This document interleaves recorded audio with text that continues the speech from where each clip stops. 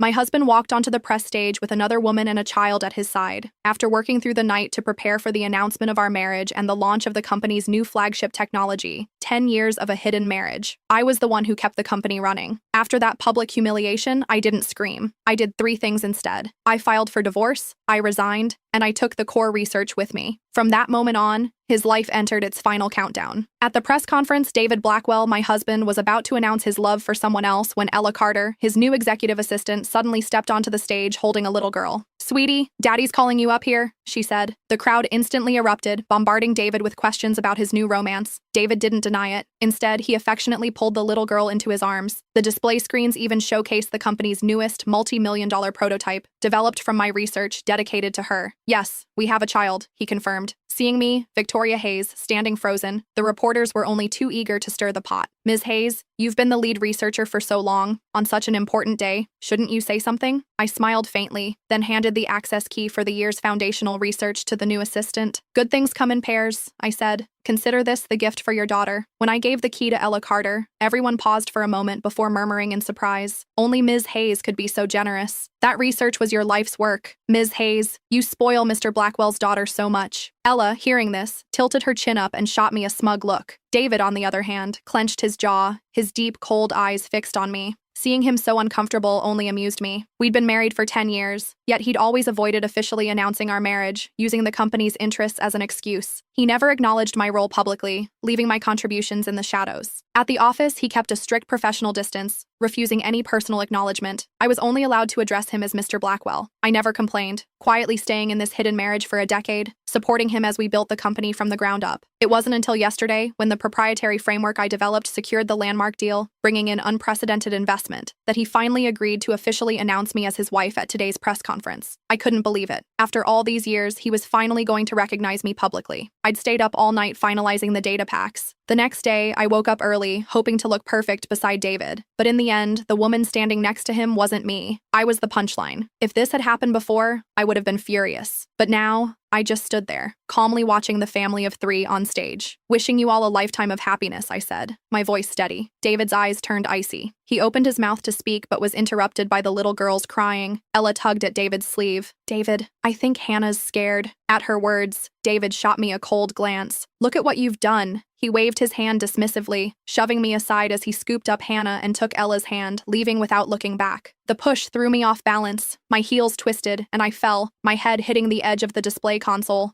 A sharp pain shot through my back, yet David didn't even glance back. Watching his indifferent back, I couldn't help but feel a bitter irony. He was kinder to a stranger than to his wife. Hannah Carter was only crying